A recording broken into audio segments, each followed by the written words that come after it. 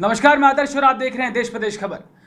Jaggi city centre में हुई तोड़फोड़ के बाद आज हमारे साथ स्टूडियो में मौजूद हैं आरटीआई एक्टिविस्ट अनूप सिंह राणा और साथ ही एडवोकेट सरबजीत सिंह। सर, आप दोनों का बहुत बहुत स्वागत है देश प्रदेश खबर में। मेरा आपसे पहला सवाल यह है कि जग्गी सिटी सेंटर वैध है या अवैध है? ये टोटल अवैध है जी। मेरे को नगर निगम ने लिख के 31/14 नंबर केस में लिख के दिया है मेरे को 2019 में कि ये सारा जितनी भी दुकानें इसके पीछे बनी हुई हैं, जग्गी पेट्रोल पंप के पीछे जितनी भी दुकानें हैं, सबका निर्माण अवैध है। टोटल सब, ये देखिए, इन सब का निर्माण अवैध है। क्या जग्गी सिटी सेंटर में स्थित होटल क्लार्क इन भी अवैध है?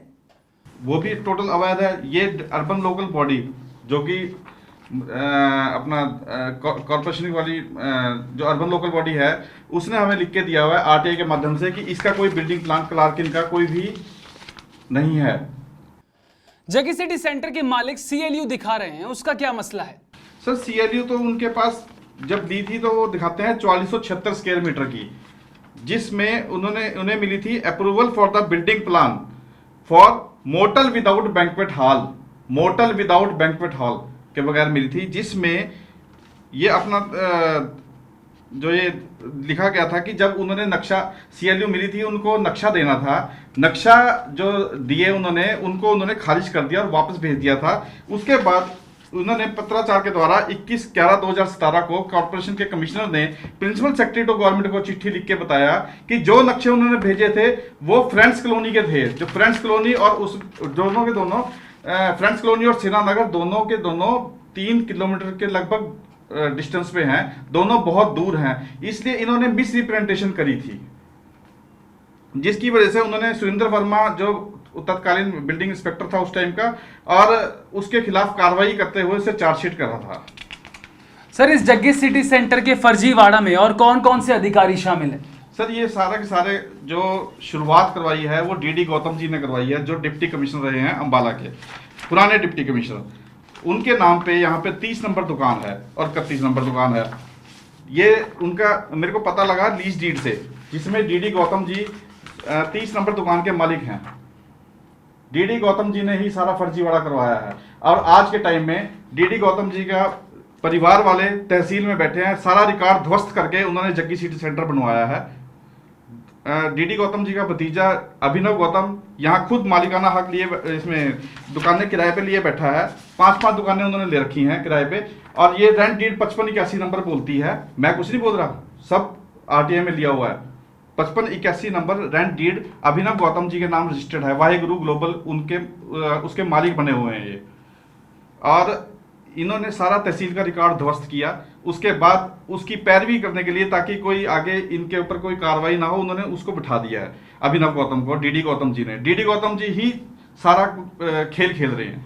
इतने सालों के बाद आखिर आपको इन सभी दुकानों की अवैध होने की जानकारी कहां से मिली? यहाँ आरटीआई लगाई कि जग्गी सिटी सेंटर की जितनी दुकानें हैं उसकी रेंट डीड ली जाए। जब मैंने रेंट डीड लगाई तो उसमें मैंने देखा कि इनका टोटल 17 रेंट डीड रजिस्टर्ड थी, जिसमें लगभग 100 के आसपास टोटल दुकानें थी। किसी में 3 एग्रीमेंट हो रखा है, किसी में 1 हो रखा है, किसी में 4 हो रखा है। टोटल 17 रेंट डीड मैंने ली।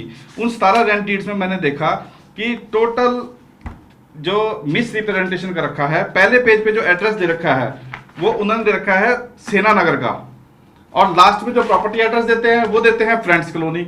टोटल मिस रिप्रेजेंटेशन इन्होंने कर रखी है। 17 दुकानों का जब मेरे को मिला तो मैंने इसका हर एक दुकान वाइज मैंने इनकी आरटीआई लगाई। आरटीआई में मुझे खुलासा करके दिया कि इस आरटीआई के तहत आपको ये बताया जाता है कि इसकी कोई सीएलयू नहीं है। इस आरटीआई के तहत ये बताया जाता है कि इसका कोई बिल्डिंग प्लान नहीं है। इस आरटीआई के तहत ये बताया जाता है कि इसका कोई फायर की एनओसी नहीं है। इस आरटीआई के तहत ये बताया जाता है इसका कोई ट्रेड लाइसेंस नहीं है। मैंने इन सबको क्लब करके 18 सीएम विंडो लगा दी, जो आज भी खड़ी हैं पोर्टल पे, और उसमें मैंने पूछा कि सर मेरे को जानकारी देने के लिए बैठे हो या कोई कार्रवाई भी करोगे? क्या जग्गी सिटी सेंटर की दुकानों के पास व होटल क्लार्क इन के पास ट्रेड लाइसेंस था? कुछ नहीं है इसके पास। जब लिख के दे दिया उन्होंने कि अवैध है, तो अवैध का कभी ट्रेड लाइसेंस बन ही नहीं सकता। और रही बात क्लार्किन की, क्लार्किन के बारे में उन्होंने लिख के दे दिया कि जग्गी सिटी होटल क्लार्किन को नगर निगम लाइसेंस द्वारा कोई ट्रेड लाइसेंस जारी नहीं किया गया। और रही बात फायर के एनओसी की, जब बिल्डिंग प्लान ही नहीं तो फायर के एनओसी भी नहीं हो सकती। ये भी लिख के दिया हुआ है कि क्लार्किन को कोई फायर एनओसी दमकल विभाग द्वारा नहीं जारी किया गया।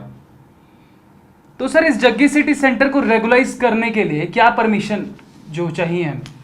सर इसके लिए पहले तो CLU बिल्डिंग प्लान चाहिए, और उस सबसे पहले आप ऑनर तो बनिए, उस जमीन के ऑनर तो हो। ऑनर तो है नहीं है उसमें। मेरे को यहाँ से मैंने जब इनकी जमाबंदी निकलवाई तो उसमें पता लगा इसमें तो रेलवे की लैंड भी है, इसमें तो हुड्डा की लैंड भी बोल रही है।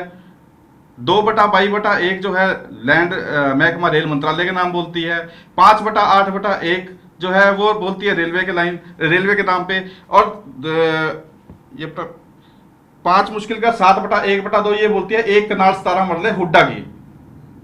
अब आप मुझे बताइए कि हम भी शुरू से देख रहे हैं, कभी रेलवे इंजन ऊपर से टप के जाता होगा GT रोड के ऊपर से हाइड्रा के रूप में, अपनी लैंड पे रेलवे रखती हो शायद वहां, तो ये घोटाला कर रखा है पूरा। जग्गी सिटी सेंटर को रेगुलराइज करने के लिए इसके मालिक द्वारा परमिशन क्यों नहीं मिल रही है? सर मिल भी नहीं सकती, क्योंकि टाइटल ही क्लियर नहीं है। जब टाइटल क्लियर होगा, जब आप किसी जमीन के मालिक बनोगे तभी तो आप उसकी परमिशन CLU लोगे।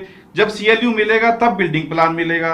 बिल्डिंग प्लान जब पक्का होगा तो उसके बाद आप फायर की NOC लोगे। फायर की NOC लेने के बाद ही आप ट्रेड लाइसेंस लोगे, ताकि आप अपना धंधा कर सको। ये तो सारी राजस्व की चोरी टोटल जग्गी करवा रहा है, और DD गौतम साथ मिलकर करवा रहा है। इसके साथ DD गौतम की अपनी निजी 2 दुकानें हैं, अपनी वाइफ के नाम पे भी और अपने नाम पे भी। और अभिनव गौतम जी जो हमारे अपना नायब तहसीलदार जी हैं, उनकी 5 दुकानें हैं, ठीक है ना जी, लीज पे ली हुई हैं। और मिस रिप्रेजेंटेशन देखिए कितना कर रखा है इन्होंने, कि इन्होंने अपनी वाइफ का एड्रेस जो है वो 100 मथुरा नगर दिखा रखा है। बाहर तो दिखाते हैं ये पंचकुले का एड्रेस सेक्टर 21 का, और अंदर जो रजिस्टर दिखानी है तो वो 100 मथुरा नगरी। अब आप इनकी कनेक्टिविटी देखिए कि 100 मथुरा नगरी तो जग्गी का घर का एड्रेस है, मगर इन पे कोई कार्रवाई नहीं हुई। क्यों? क्योंकि इनको रजिस्टर्ड करने के लिए इनके भाई टीकाराम गौतम जी ने सारे के सारे रेंट डीड रजिस्टर्ड करे, जिन्होंने पूरे रिकॉर्ड को तोड़ मरोड़ दिया बिल्कुल ही। और कोई भी उनसे ऑनरशिप के पेपर नहीं मांगे गए रेंट जो ऑनर्स थे, ना ही कोई उनकी बिल्डिंग प्लान की कॉपी ली गई। अब मेरे को बताइए, जब आप एक आम आदमी अपने रेंट डीड रजिस्टर करने जाता है, कम से कम ऑनर की टाइटल की मालिकाना हक की कोई कॉपी तो लोगे, चाहे रजिस्ट्री है चाहे कुछ भी है, जिससे वो प्रूव करे कि वो उसका मालिक है। नहीं लिया गया। इस पूरी वार्तालाप के बाद आप हमें इतना बताइए कि आप चाहते क्या हैं? मैं तो ये चाहता हूं कि इस पे सख्त कार्रवाई हो। मैंने पुलिस को भी दे दिया है, 20 मई 2020 को मैंने दरखास्त दी है SP के नाम पे कि इस पे कार्रवाई करो। लेकिन उस पे SP साहब ने क्या करा कि एक हेड कांस्टेबल को कॉग्निजेबल ऑफेंस में IO बना के मेरे पास भेज दिया कि आप जो है इस पे बयान दे दो जी, कि ये मेरा बयान है, ये मेरी दरखास्त है, ये मेरा बयान है। मैंने उसमें प्रोटेस्ट लिख के दिया हुआ है कि मैं विरोध करता हूं, कॉग्निजेबल ऑफेंस है Lalita Kumari ji versus state of UP। मैंने साथ में साइटेशन लगा रखी है कि पहले पर्चा दर्ज होएगा उसमें, ठीक है ना जी। दूसरी बात, इसमें सिर्फ निगम अधिकारी नहीं है शामिल है, इसमें बिजली कर्मचारी भी शामिल है। बिजली कर्मचारियों ने क्या कर रखा है खेल कि उसमें लिखा हुआ है कि मैंने पूछा इनसे भी सिंगल पॉइंट कनेक्शन दे रखा है आपने, तो इन्होंने कहा कि हाँ सिंगल पॉइंट कनेक्शन हमने दे रखा है और दुकानों को कोई कनेक्शन नहीं दिया, कॉम्प्लेक्स को ये दे रखा है हमें लिख के।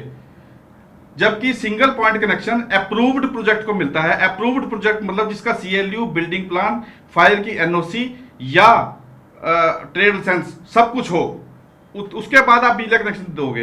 एक आम आदमी जब बिजली कनेक्शन लेने जाता है, उससे तो बिजली वाले कहते हैं कि भाई पहले तार की पैसे भी जमा कराओ, ठीक है जी, अपना बिल्डिंग प्लान लेके आओ, अपना टाइटल लेके आओ ऑनर का, कि आप रजिस्ट्री वगैरह जो भी मांगी जाते हैं, इनसे कुछ नहीं मांगा गया। 1000 किलोवाट का कनेक्शन इनको दे दिया गया, लाइन के पैसे नहीं पता, ट्रांसफार्मर के पैसे नहीं पता। मिस रिप्रेजेंटेशन देखिए, ट्रांसफार्मर तो मांगा गया है फ्रेंड्स कॉलोनी का, लगा रहे हैं श्रीनगर में, ठीक है ना जी। और इनके जो वेरिफिकेशन फॉर्म है, वेरिफिकेशन फॉर्म के ऊपर किसी भी अधिकारी ने जो भी साइन किया उस पर कोई डेट नहीं डाली। ये देखिए, कोई डेट नहीं है वेरिफिकेशन की। आम आदमी का उठा के देख लीजिए, वेरिफिकेशन पे हमेशा हर एक पे डेट होती है, ना इसने भरी ना उसने भरी। तो इस वक्त हमारे साथ स्टूडियो में जो एडवोकेट मौजूद हैं सरबजीत सिंह, तो मैं इनसे पूछना चाहूँगा, तो सर इसका जो लीगली, अगर हम जो जितने सारे घपले हमारे सामने निकल के आ रहे हैं, तो इसका लीगली एक्शन क्या हो सकता है और क्या इसका रिजल्ट आएगा? जितनी वायलेशंस हैं उनको देखते हुए इसको रेगुलराइज तो किया नहीं जा सकता, ना ही ये कंपाउंडेबल ऑफेंस है।